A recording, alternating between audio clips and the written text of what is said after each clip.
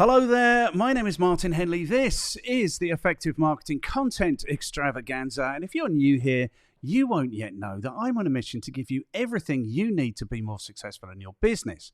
Providing, of course, what you need to be more successful in your business is to know more about and be motivated to implement more efficiently, more effectively, and more enthusiastically sales and marketing in your business, which is, of course, what you need if you want to be more successful. You need more customers, and more importantly, you need more customers profitably. That will give you the happier business, the happier staff, the nicer car, the nicer house, the nicer holidays, the nicer retirement fund, all of the good things that you deserve.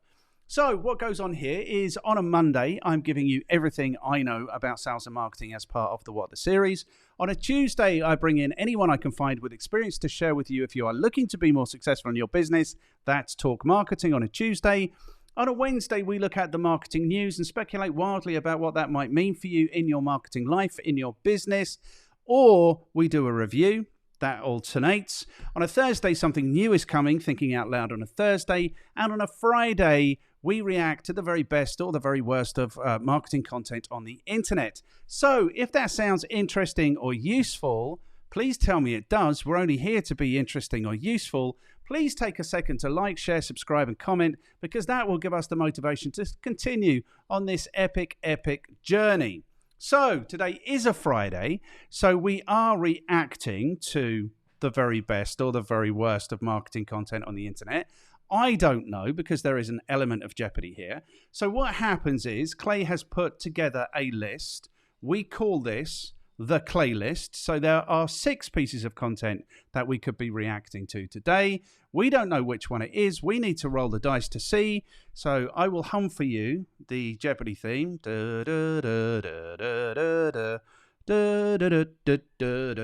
Okay, so the number is 5. So we go to video number 5. We copy the URL from video number 5. We copy that.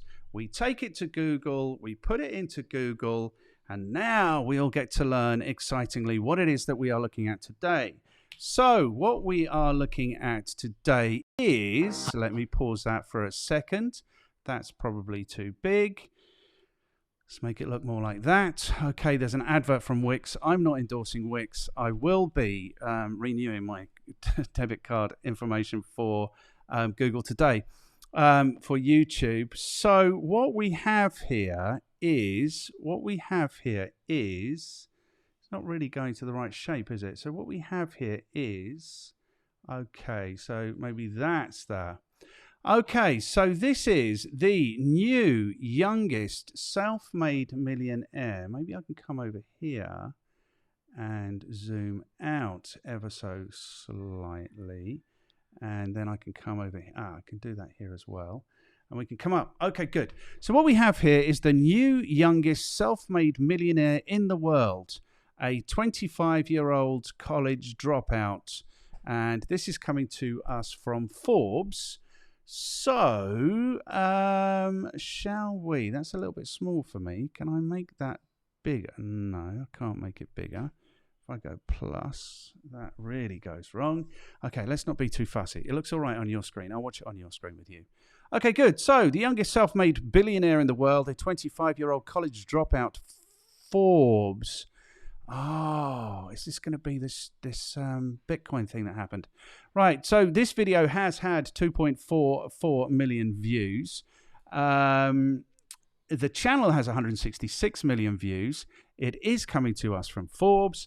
Let's have a look at the youngest self-made billionaire in the world, a 25-year-old college dropout. Hi, dropshippers. It's time to focus on what you do best. I will skip the ads. So go to Wix.com. I don't necessarily endorse Wix. Wix, In math and science and physics and these fields, there's always a right answer. You're either right or you're wrong. And I actually think that teaches you some of the wrong lessons. I remember really vividly some of my early violin lessons where you could get all the notes right, but that actually isn't what mattered. What mattered is that you could weave through the notes the emotion and the story that the original composer was trying to convey. And I think it was a really powerful lesson, because I think one thing that many of us learn over time is that a lot of times it's not about Really cool. I don't know who this. I hope it's not this guy who's just screwed up Bitcoin. But really interesting idea because yeah, you can get all the notes right, but if you don't do it with energy and enthusiasm, then it doesn't really work. And if you don't really convey the story, if you're not really invested, then it doesn't really work. Okay, cool. I'm enjoying this so far. Something being clinically correct or clinically right or exactly right. It's about how they kind of make people feel. And I think that definitely is true in technology and is definitely true in everything that we try to build. My name's Alexander Wang. I'm the CEO and founder of Scale AI. Scale AI. Right, I'm just relieved it's not this idiot that was off his face on drugs and has just cost people hundreds of millions of dollars with his failed Bitcoin thing. I've never heard of this guy. So it's better data, scalable AI. I've got issues around AI. Let's see what Alexander Wang has to tell us. AI is the data infrastructure for AI to power the most ambitious AI projects in the world. Every organization wants to implement AI, but oftentimes the biggest bottleneck in their way is being able to create really high quality data and data sets to power that AI. At Scale, we sort of view data as the core problem of building great AI, whereas a lot of other companies view it as an afterthought, and that really prevents AI from having sort of the magnitude of outcomes that it's able to have. Okay, good. I think every company does want to. I mean, where we are it's the first week of January 2023, AI has just gone insane in the last 3 months. The first thing I saw was like a drawing thing, an art thing, and then we've had Chat GPT, and now there's something else happening. So in the last 3 months, just like a light, AI has landed in all of our lives, doing really interesting, really seemingly clever things, writing copy, creating images, fixing photographs, really interesting things. And every company in the world, it seems, does want to be involved in AI. I'm worried about it. I really am worried about it because I just, let's see what he's doing. Data-driven, of course. I talk in my courses about data-driven businesses. I talk in my courses about customer-centric businesses. So the alternative to that, if you're not focused on the customer and you're not focused on the data, or you're not driven by the data, then the alternative that is an ego-driven business, in which case that's where businesses get really ugly, so and don't do very well, or certainly don't do very well for their customers. Okay, good. Let's see what Alexander Wang has to say. We've raised over $600 million to date, and we work with everywhere from the largest automakers in the world, like Toyota and General Motors, to the United States Department of Defense, to some of the largest enterprises in the world, like Microsoft, Square, and PayPal, and some of the leading AI research organizations, like OpenAI. When you learn how to program for the first time, it's kind of shocking, but you actually are generally sort of telling the computer to do very simple things. The art of programming traditionally is the art of sort of giving computers very black and white instructions, very simple instructions that anybody could follow. And one of the beauties of AI is that you actually have the ability to program computers with judgment and with reasoning and with sort of nuanced understanding of the world. And so you can have an AI system look at an image and tell you what's in the image, or listen to an audio snippet and understand what's being said. And it is sort of this incredible enabler for what computers can do, or the power of computing. And in general, I think we've already seen sort of over the past many decades what the power of computers and computing and mobile phones and all that stuff has been on humanity. And I think AI and machine learning has a huge opportunity to do the same. Both my parents... Right, I don't. This is what concerns me. This is 100% what concerns me, is that computers... I think of artificial intelligence like I think of artificial grass. If you play on an artificial football pitch, basically, it's not grass. Basically, if you fall over on a grass pitch, you can slide if it's a little bit wet, and you'll get muddy and it will be fun. And if you fall over, if you go into a sliding tackle on an artificial pitch, it's going to hurt. So for me, artificial intelligence means not real intelligence. And what I think is what computers are good at, and I am surprised at how good they are at doing some things that I wouldn't have expected they would be able to do. But what they're very good at is managing data and databases and doing calculations. And what I think we've seen is that they are so good at that they are able to produce art. They are able to tell us what's in a picture. They are able to convert text in a picture to text. They are able to produce copy. But what they're doing always is they're manipulating the data. So they're saying, okay, this conversation has looked like, or this sentence has looked like this so many X millions of times on the computer, on the internet, and so it will work in this context. I don't know. Like, the art astounded me. ChatGPT has astounded me. What computers don't have is experience. And what they don't have is emotion. And what they don't have is empathy. And what they don't have is hopes and fears and all of these things. And it seems to me that intelligence is looking at data, understanding the world, interpretation. So interpretation of data is what computers are good at. So intelligence is about interpreting the world, but it's interpreting it from a perspective. That's what intelligence is. So artificial intelligence can't be that. I'm not telling you I am anything other than astounded with what's turned up on all of our lives in the last 3-4 months. Literally like a light switch going on. All of a sudden, we are all experiencing very interesting, useful, seemingly good AI. And I have no doubt that these businesses that he's talking about are operating at a different level with their AI. It just scares the bejesus out of me that we're going to get to a point where we were laughing about the computer saying no in 2005 with Little Britain. We've now got to the point where the computer says no and there isn't a human in sight for you to even fix the thing. So this is how I feel about artificial intelligence. We'll talk more about this. I've got views. Are physicists, and I grew up in the small town in New Mexico called Los Alamos, New Mexico, where there's a national lab, and a lot of the people I grew up with had parents who were scientists of some sort. It was a sort of very special place.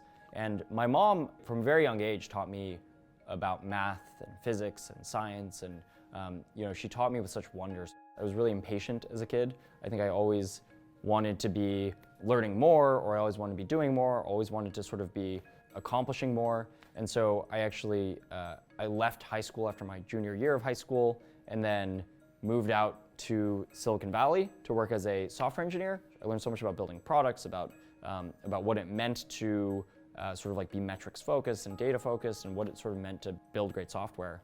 And then that's when I was inspired by AI. I sort of saw it in my daily work and I was like, AI is really cool. Okay, good. So this is part of my issue. Part of my issue is that this guy's 25.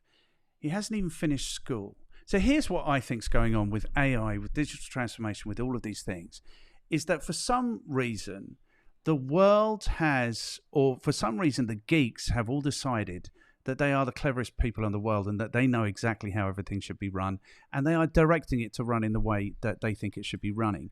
So the fact that this kid dropped out of school and was given a job in Silicon Valley creating code, he might be a genius. He might be brilliant at that. But what he's doing is he is, I think, gaining that experience at the expense of what I think are the important components of actual intelligence, i.e. life experience, emotion, heartbreak, empathy, all of these things, hopes, dreams, all of these things. Because this guy, I don't know this guy, so I don't know if this is true of this, but this seems to me indicative of the situation. This guy is put on a pedestal because he's brilliant at maths and physics and all those things, and he can code, and then he gets a pass into a job in Silicon Valley, and he's doing it. I mean, this is what alarms me, is that we've allowed geeks to think that they should be dictating the way that we all live our lives. And I think if we were to look at 100 geeks and the way they live their lives, we wouldn't say any one of those is the example that of how we should all be living, by virtue of the fact that they're geeks. What do? They eat, sleep, drink, code, repeat sort of situation. So, yeah, I think it's interesting. Also, there's this other trend that's going on. We're not really talking about marketing much, but I think, AI impacts marketing, so it's fine.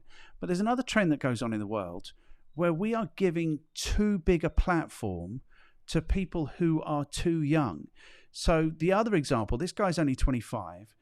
I don't know what influence he's having in the world. But the other example is Greta Thunberg, and it seems to me like the adults are vacating the room. It seems to me that the people who should be taking charge, we're giving too big a platform, we're giving too much credence, we're giving too much respect to people who can't really know what exactly is going on in the world. And I think that's a dangerous trend that we should, as adults, start pushing back against. Anyway, Alexander Wong, I really like him. He seems like a really cool guy. Where are we? Play. And I went back to MIT, and then after about a year of MIT, I dropped out to start Scale. We have over 500 people now, so it's pretty insane to watch.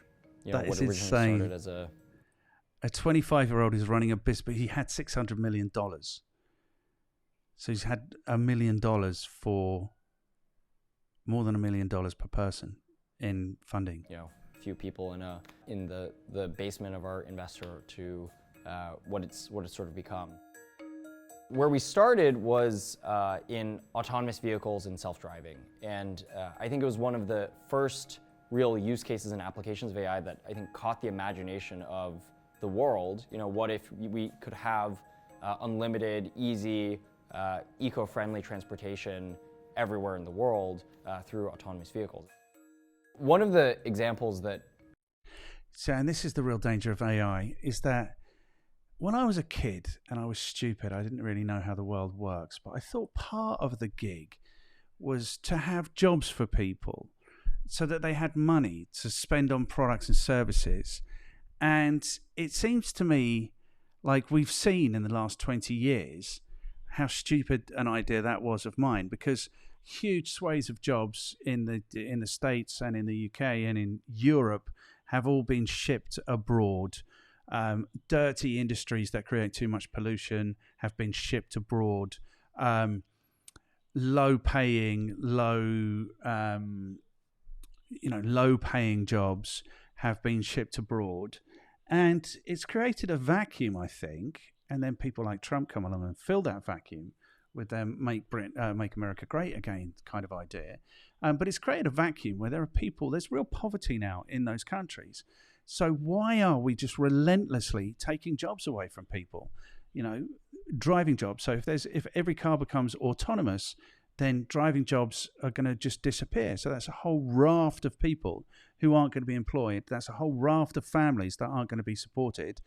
And from a selfish marketing perspective, that's a whole raft of people that we're not going to be able to sell to because they're not going to have money.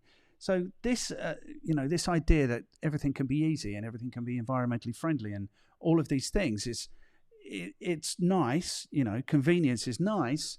I don't know if it's the best thing for humanity at this point, because I want to go there because, the computer. I don't want to go there. I'm not going there. Okay, let's see what Alexander we get really excited about is in healthcare. In healthcare, there's a huge bottleneck in the number of doctors, trained doctors all around the world, and there's incredible potential for AI and machine learning to actually analyze as many of the cases as possible automatically before needing. So that's taking jobs now away from doctors, the people in society who are most invested in having careers. Doctors' jobs, I think, are at threat. And is there a bottleneck? I don't know. And is the bottleneck really due to a lack of resource? I don't know. Is it due to a lack of investment? Is it because governments don't want to invest in it? Or is it because, like in the States, the healthcare industry is run to make a profit? So doctors are expensive. I don't know. I really like Alexander Wong. I really don't like where digital transformation is going in some instances, and artificial intelligence. Escalation to a doctor so the doctor can spend their time on cases with anomalies or erratic data or whatnot. And so at Scale, we actually did research with MIT on using AI and machine learning to analyze dermatology data and dermatology imaging to see how AI could actually automate that process and then therefore unblock the sort of doctor bottleneck. Another use case that I'm really passionate about is using AI to help solve some of the largest geopolitical problems and working with governments in being able to sort of provide technology to aid in some of these very tough and tricky situations.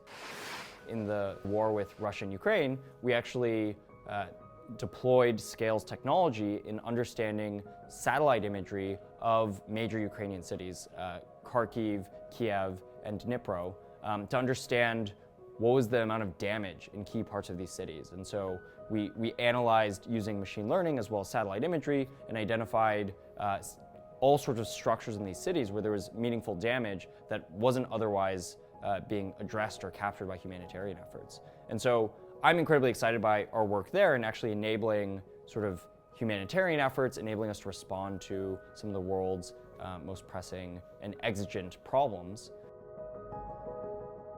In the world of AI, there's, I think, a lot of various... Right, so here we go. So now, I mean, that's obviously perfectly valid and noble that they can direct their efforts and their energies to get help to people. But just the idea of AI being involved in solving some of the world's geopolitical problems, this is exactly where it comes to, where I'm saying they don't have the empathy or the sympathy or the experience or the emotion. You know, so what we get computers to make decisions about things that are highly emotive, and then where's the feedback? Right? Where do we get the opportunity to say that's not really cool, that's not really right, like people are getting hurt?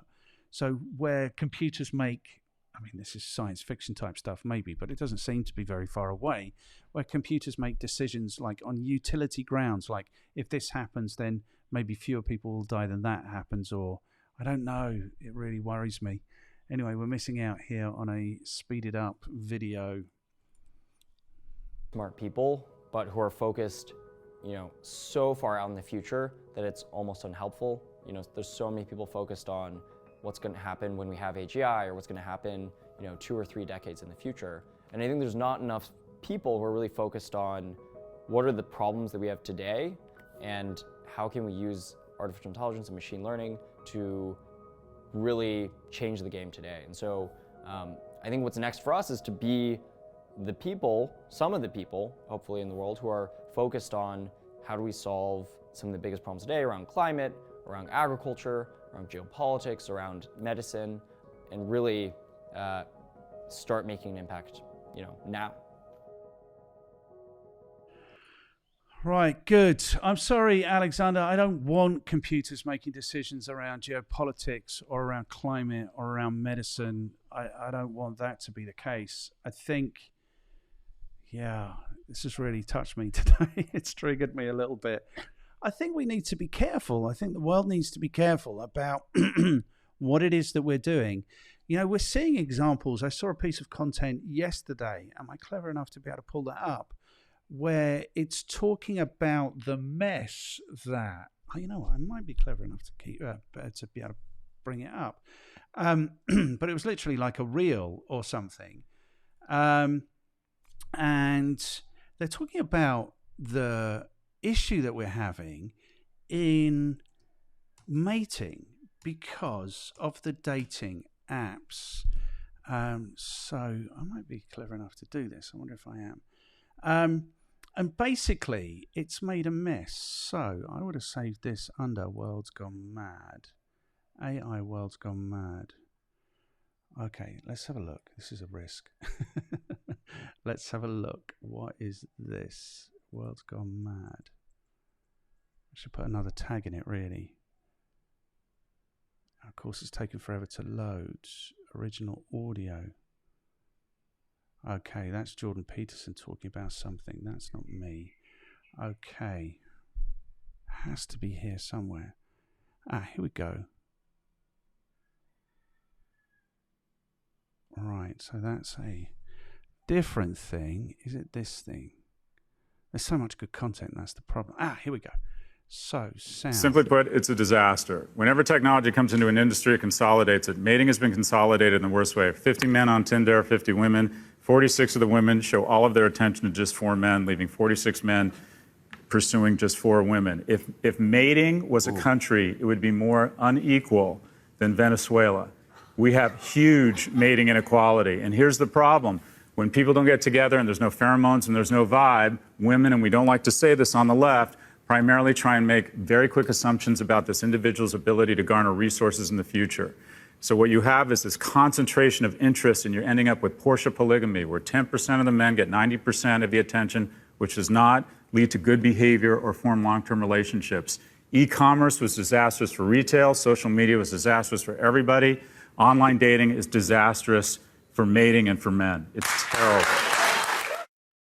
Right, so I don't know who Professor Galloway is, and I don't know the accuracy of what he's saying there, but it kind of feels right, doesn't it? It kind of feels like e-commerce was a disaster for retail. You know, we don't go shopping in high streets anymore. We go shopping in malls, or we shop online. Largely, we shop online.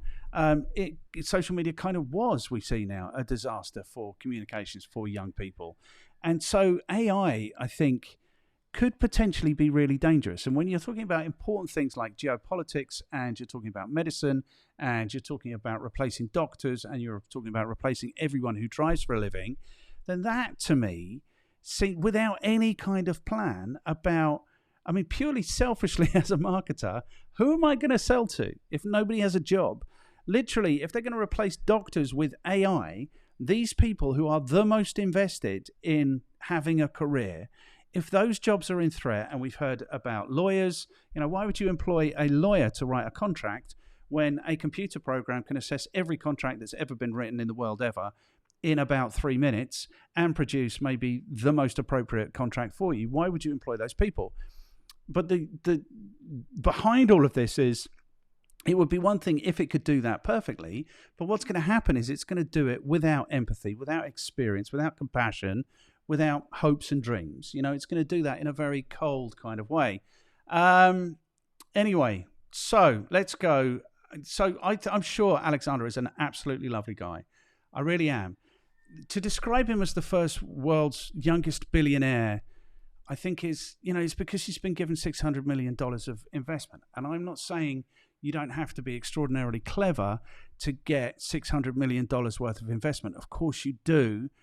But this, for me, is kind of part of what we see in the world, whereas we're putting young people very often on a platform that they've got not the experience to be on, and then we're giving them hundreds of millions of dollars, and they're thinking, I don't want to sound like Jordan Peterson, but they're thinking like they can fix the world.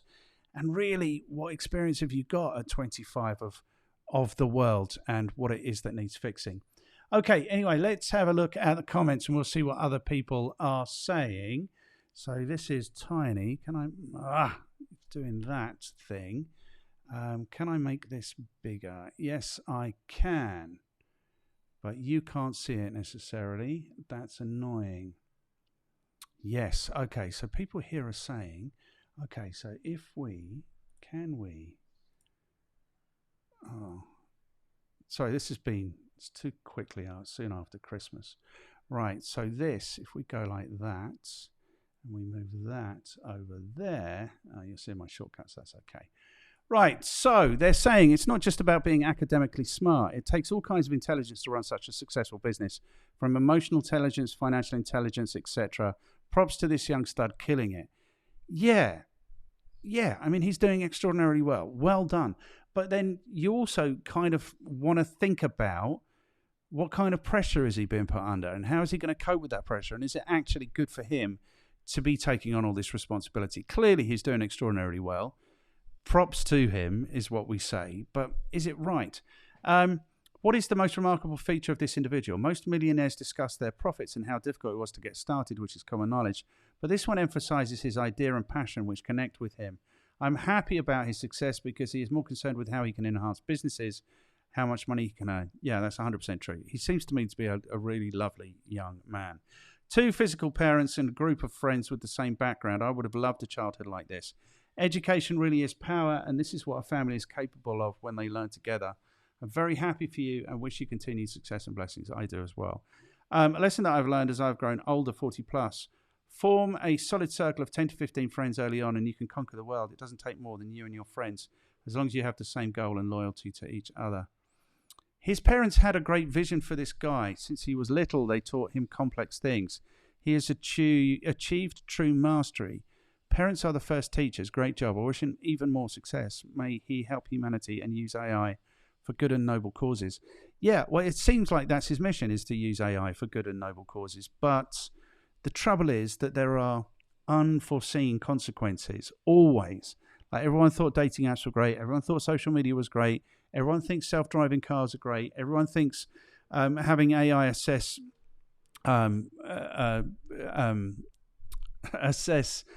patients' medical files is great, but there will be consequences down the track that we can't possibly conceive of right now. So who knew that dating apps were going to cause a disaster in mating? Like in mating. So if we're interested in the persistence of the species, we need to be able to mate, and computers are making that a little bit, well, that guy's describing it as a disaster. Right, I feel like I've gone off piste here a little bit. I really think it's interesting what's going on with AI, especially in the last 3 months, that I've been surprised. It seems to have come like a bolt out of the blue that all of a sudden there are websites, applications available to all of us that are really, really awesome, like actually inspiring awe. Like you find yourself asking the question, how are they able to do that with computers? I don't think he's talking about in the next few decades. I think 2023 is going to be the year of AI. I honestly have no conception of what kind of AI we could be looking at in 12 months' time. I just hope that we don't do what humanity seems to always want to do, is create a higher power. So there was God, there was science, now there's AI. I don't think AI should be the thing that governs our lives. I really don't. That's what concerns me. Okay, good. So this hasn't been particularly marketing, although it's interesting to see how this guy has been promoted into his position. He hasn't earned $1 billion. You know, that's not what's happened. He's raised the finance. I'm not saying that's any less of an achievement. It's less of an achievement. But, you know, maybe he's on his way to make billions. So this has been a little bit off piste for us. But if you have found it interesting or useful, please take a second to like, share, subscribe, and comment, because that will give us the motivation to continue on this epic journey to bring you everything you need if you are looking to be more successful in your business by having more customers more profitably. I will be here the next time you come along. Thank you for being here today.